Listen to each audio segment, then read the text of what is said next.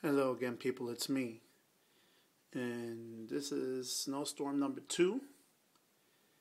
And of course, it's still snowing. It was snowing since yesterday afternoon around 4 o'clock.